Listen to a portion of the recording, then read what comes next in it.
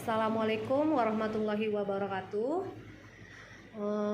Perkenalkan, saya PKB Kecamatan Kota Kisaran Timur dengan nama Farida Anissa Pohan, SKM. Di sini saya akan menjelaskan dan memberitahukan tentang jenis-jenis alat kontrasepsi. Begitu juga dengan fungsi dan cara kerjanya.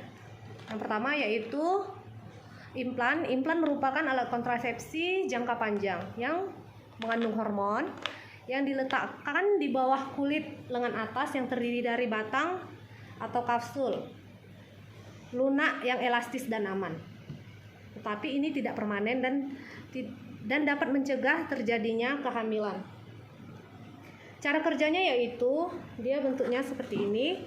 Cara kerjanya menebalkan mukus serviks sehingga tidak dapat dilewati sperma. Selain itu mengganggu siklus menstruasi dan termasuk mencegah pelepasan ovum. Fungsinya sebagai alat kontrasepsi yang dapat mencegah terjadinya kehamilan yang sangat efektif. Selanjutnya yang kedua yaitu vasektomi. Vasektomi merupakan medis operasi pria yang berupa tindakan medis dengan cara pemotongan dan pengikatan saluran sperma kanan dan kiri.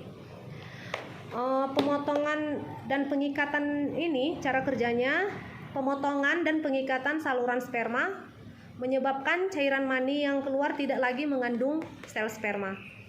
Fungsinya sangat efektif dan salah satu KB permanen untuk mencegah terjadinya kehamilan pada pasangannya tanpa menghalangi pria mengalami ejakulasi dan orgasme. Yang ketiga yaitu IUD. IUD yaitu intrauterine device. Dia seperti ini. Alkon yang berbentuk huruf T yang dimasukkan ke dalam rahim. Dengan cara kerja menghambat sperma masuk ke dalam saluran sel telur sehingga sperma dan sel telur tidak dapat bertemu dan perubahan kimia terjadi membuat sperma sulit masuk.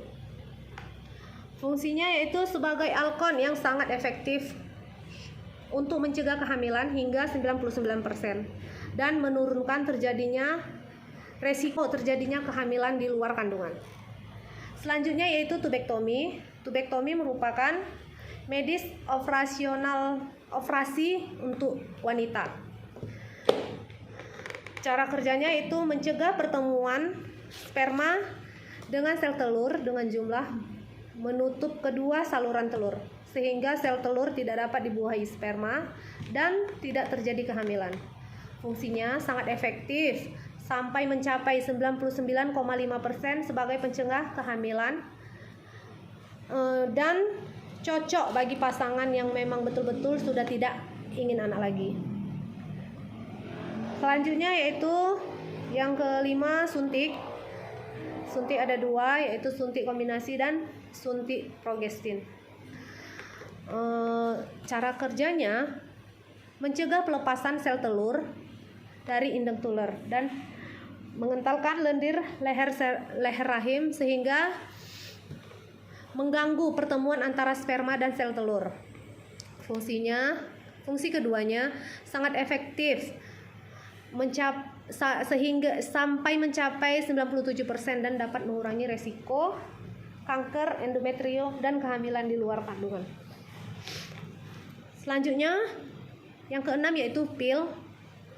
Terdiri dari pil progestin dan kombinasi.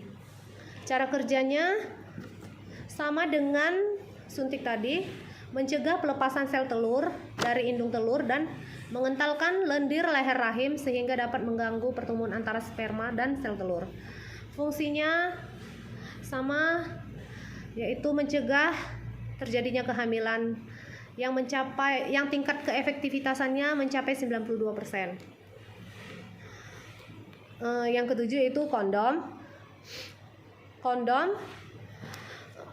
Cara kerja dari kondom yaitu menghalangi agar sperma tidak memasuki vagina sehingga mencegah terjadinya kehamilan,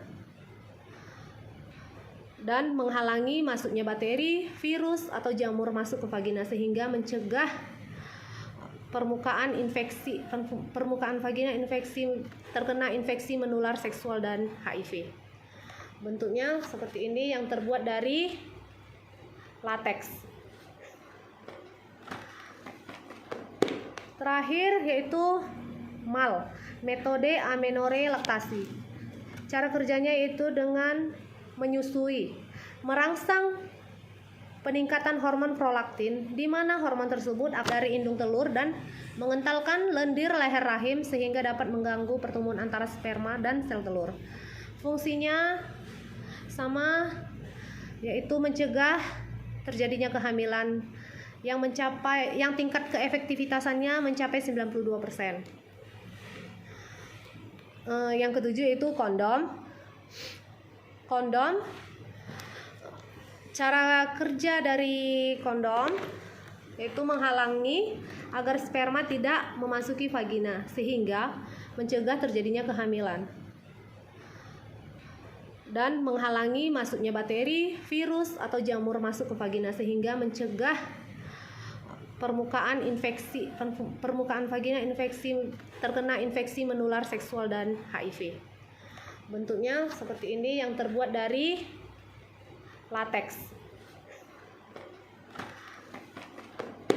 Terakhir yaitu MAL, metode amenorrhea laktasi. Cara kerjanya yaitu dengan menyusui, merangsang peningkatan hormon prolaktin, di mana hormon tersebut akan menekan hormon estrogen sehingga sulitnya kembali masa kesuburan. Tetapi MAL ini digunakan hanya jika ibu belum menstruasi sejak melahirkan, bayi menyusui secara eksklusif, dan umur bayi kurang 6 bulan. Jika salah satu dari syarat MAL tersebut tidak dilaksanakan atau diabaikan, bisa saja terjadi kehamilan. Makanya MAL ini kurang efektif dalam hal menunda kehamilan. Fungsinya yaitu sebagai metode pencegahan kehamilan salah satunya. Saya rasa itu penjelasan dari saya mengenai jenis, fungsi, dan cara kerja alat metode kontrasepsi, baik metode kontrasepsi jangka panjang maupun metode kontrasepsi jangka pendek. Saya akhiri, wabillahi taufik wal hidayah. Assalamualaikum warahmatullahi wabarakatuh. Salam petugas KB, sehat, semangat, luar biasa. Laksanakan segalanya sebelum melangkah hidup berencana. Itu